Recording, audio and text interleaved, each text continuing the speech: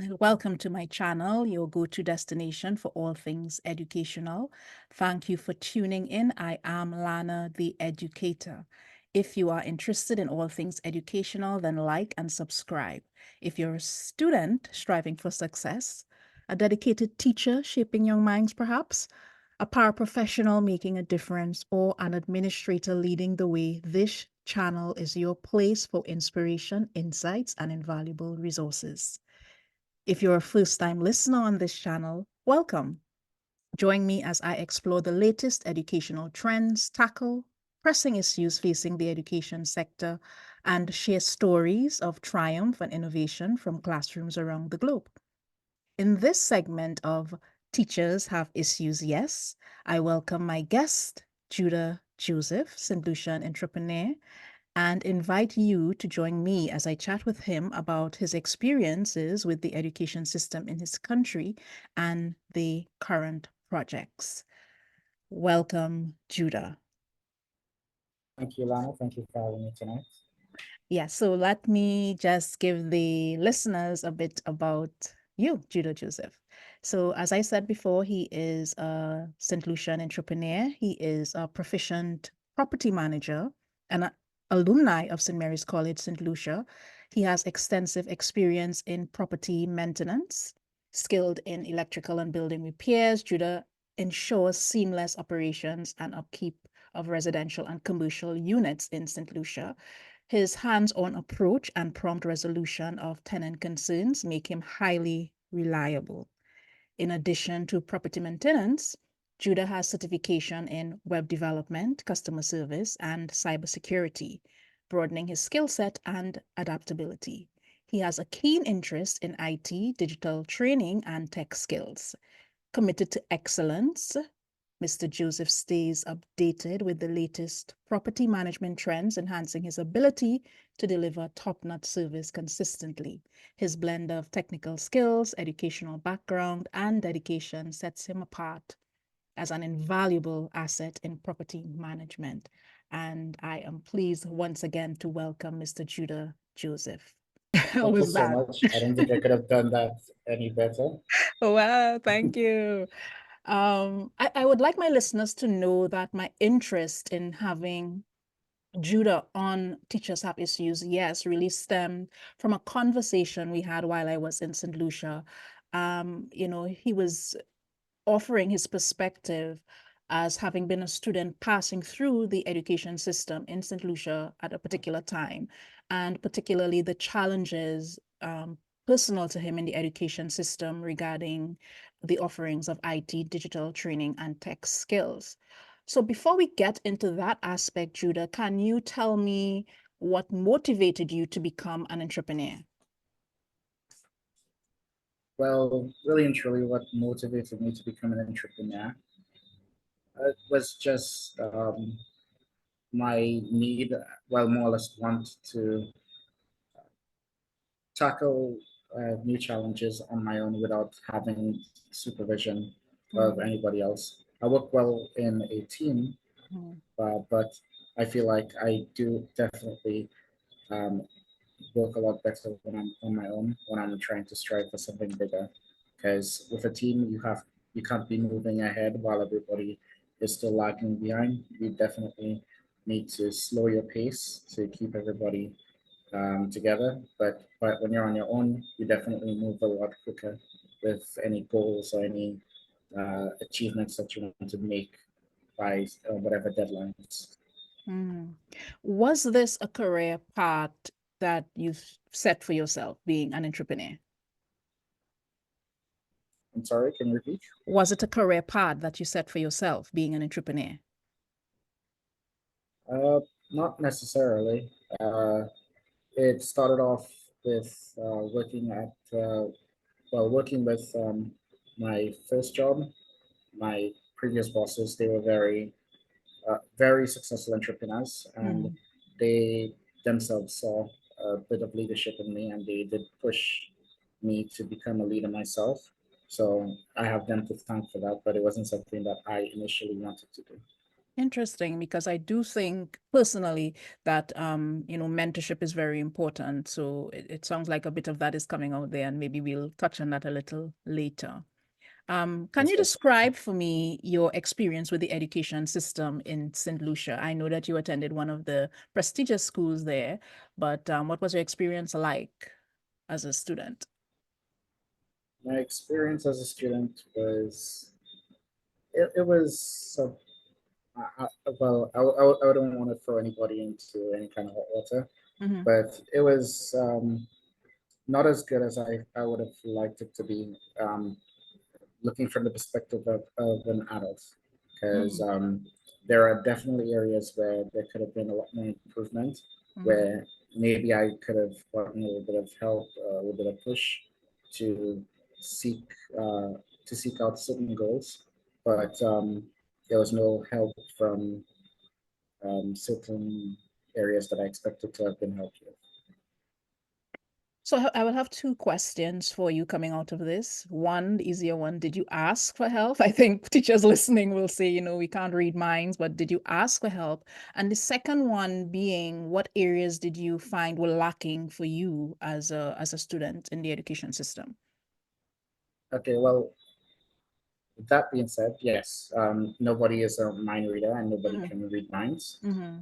And definitely teachers do have to look after large classrooms. Mm-hmm. Classrooms tend to have 25 to 30 students, all monitored by one teacher. Mm-hmm. But uh, there's also difficulty with children reaching out to adults, Mm-hmm. especially since these adults are essentially strangers. You only meet them for, let's say, a year at a time because you experience new teachers every year.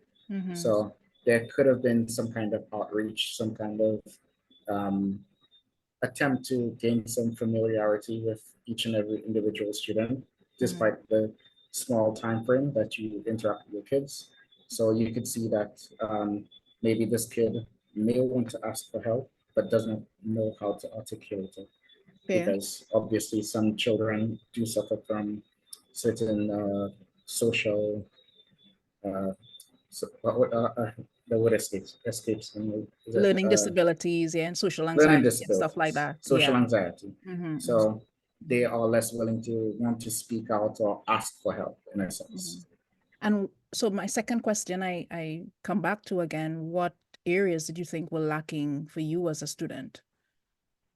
The areas that were lacking, I Mm-hmm. would say a lot of my teachers expected me to be uh, very intelligent Mm-hmm. without any kind of without needing any assistance. So when certain concepts were introduced, you were Mm-hmm. expected to understand instantly, despite maybe the teaching was done a little bit by the books. Not all students do grasp information at the same pace. Mm-hmm. So there may have been places where I did not understand what was being said, but Yeah. there were other kids who did excel. So um, I guess with gauging the room, they moved forward without reaching out to every single individual student to see if they were able to understand the certain concept that was pushed. Yeah, I think you're articulating something that a lot of students out there, even in the current education system, can empathize with and sounds familiar to them there.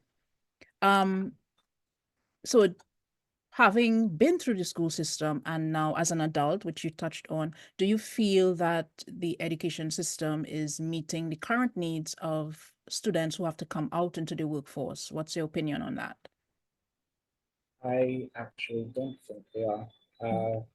Funny enough, I did work with I worked with a firm maybe 2 years ago, call Mm-hmm. center, Mm-hmm. and I was a trainer at the call center. So I was tasked with onboarding new hires and teaching them how to do, uh, basically do the job. Mm-hmm. And I have found that a lot of the people who came into the job, they were not very well versed in uh, the computer. They did not know how to use basic functions on the computer. Mm-hmm. They had they had a lot of difficulty grasping. just very little concepts when it comes to speaking and basically reading situations. So Mm. they Is this within their recent approach time? to situations. I'm sorry. Is this within recent time? This Yes, experience? very recent time, Okay. and yeah, that experience, very recent time, Mm-hmm. and the people that I interacted with were between the ages of 18 to about 30, and um, yeah, there was definitely some similarity in the way that they acted in a work environment. Those with more experience, obviously, they were a little bit quicker on the uptake, but those without experience just coming out in school, Mm-hmm. they definitely fell by the wayside when it came to grasping certain things or even getting to grasp certain things. They were not able to learn as quickly. Hmm. I know that your interest lies in IT and technology. What was your experience with IT and digital training and technology skills while at school? Actually, I didn't have much interaction with IT in school. Mm-hmm. A lot of the interaction with IT I had was basically self-taught. Um, I did have a friend who, well, at home I had a personal computer, Mm-hmm. and I would just basically mess around with it until I maybe break it and then try to fix it up after breaking it. But in school, I did IT in the early forms, Mm-hmm. but then I was not able to continue IT afterwards.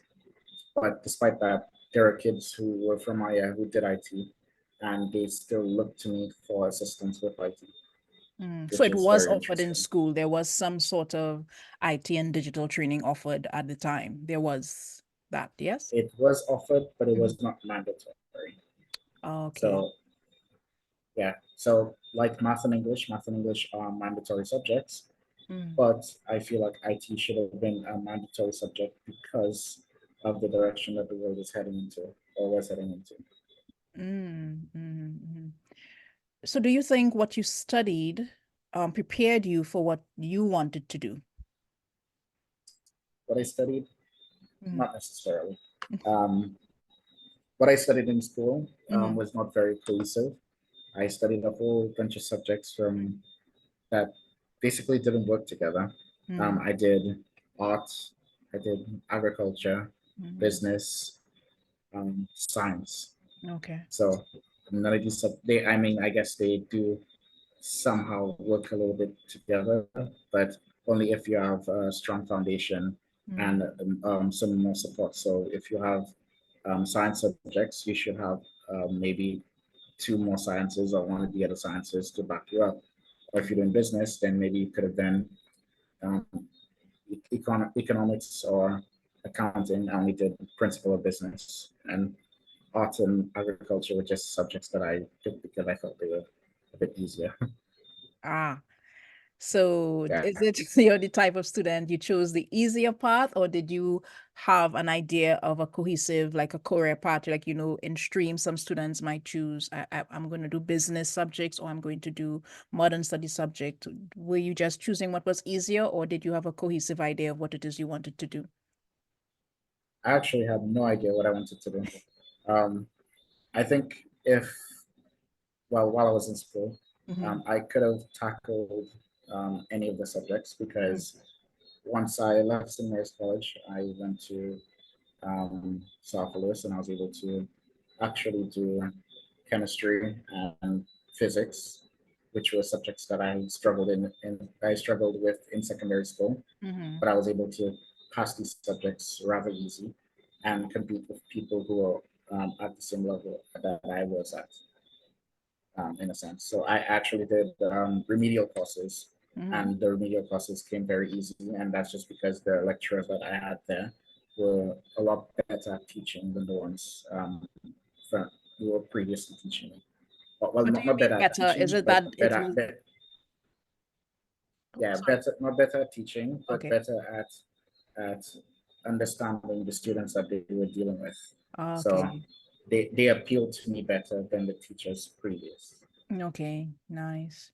So having those combination of experiences with quite varied subjects, do you think that it prepared you for the workforce? Not necessarily only the academic things, but just your interactions, pulling skills from having going through all those courses. Do you think that they prepared you for going into the workplace? Actually, no, none of those courses prepared me for the workforce. Mm, I actually had, well, I was lucky compared to a lot of other people in Solution.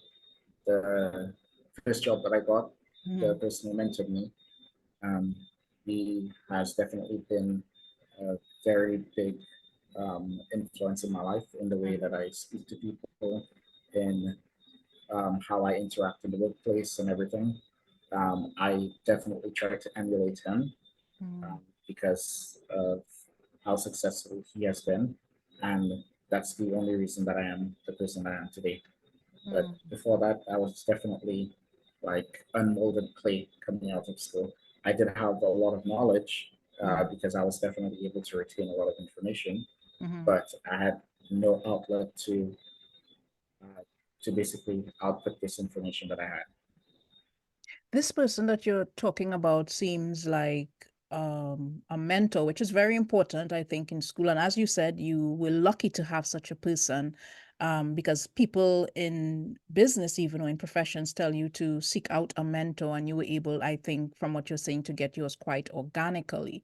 What are your thoughts on having a mentor? What advice would you give young persons going into the workplace about the importance of having a mentor?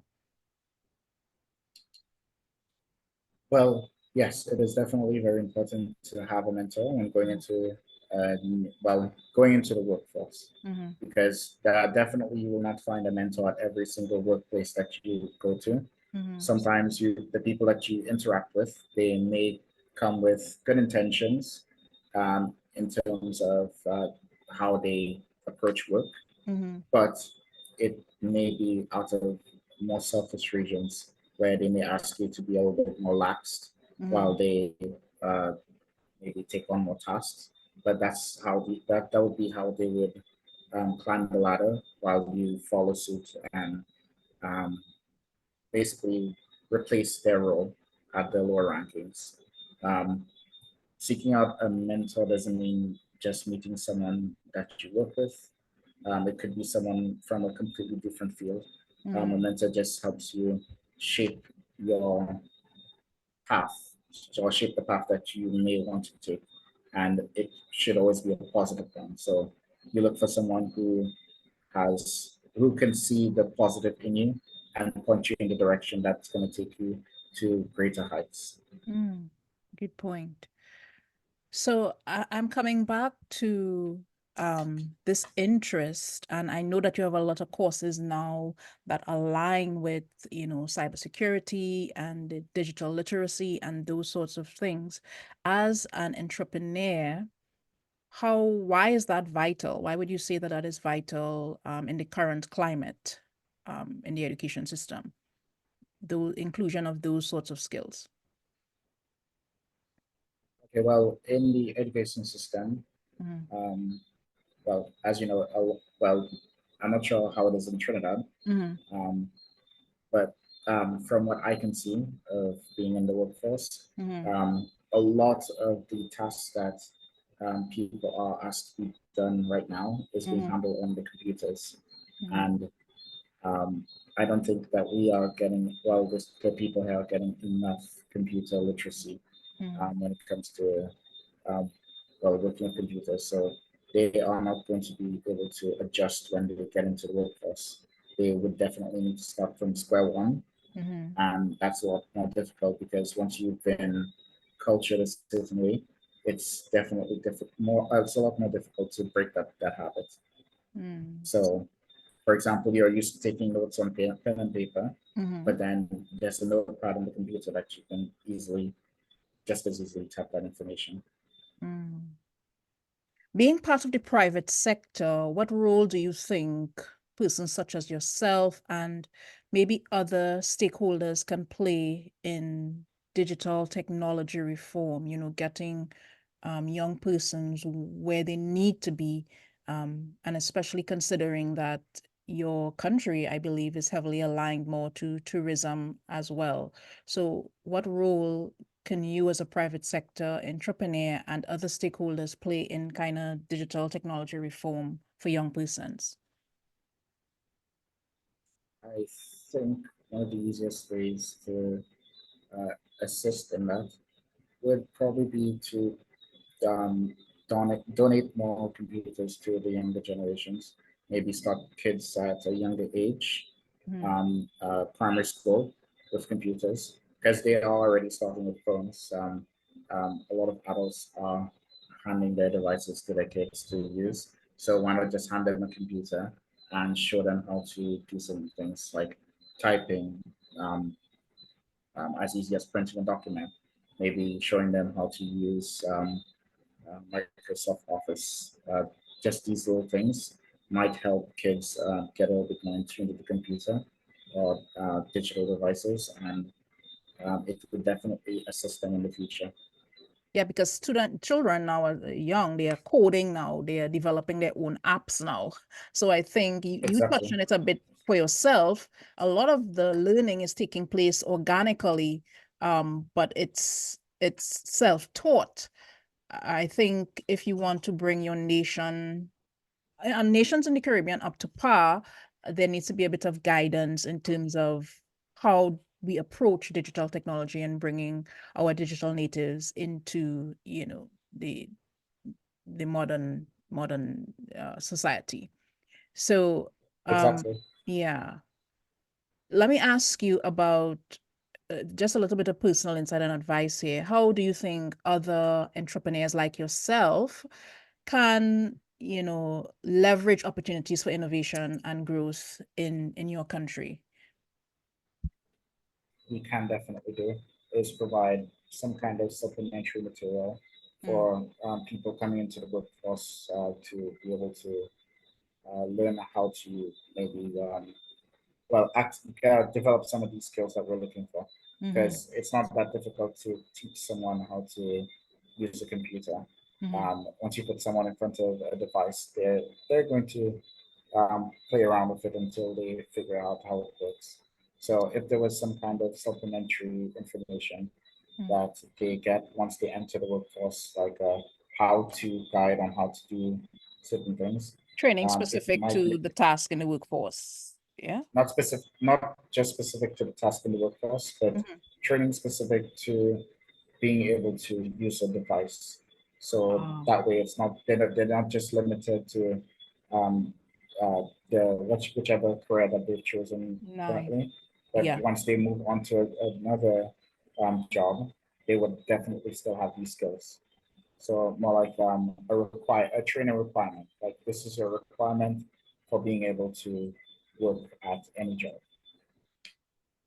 So, what advice then would you give young persons who want to become an entrepreneur? You I would know. say Mm-hmm, um, find something that you're passionate about mm-hmm, and uh, pitch it to a few people. If it's something that if it's something that you get a lot of positive response from, mm-hmm, then just take the steps to make it happen. Seek someone who already has a business and ask them what were the steps that they took to start their business, mm-hmm. and then that way you can follow suit with your business.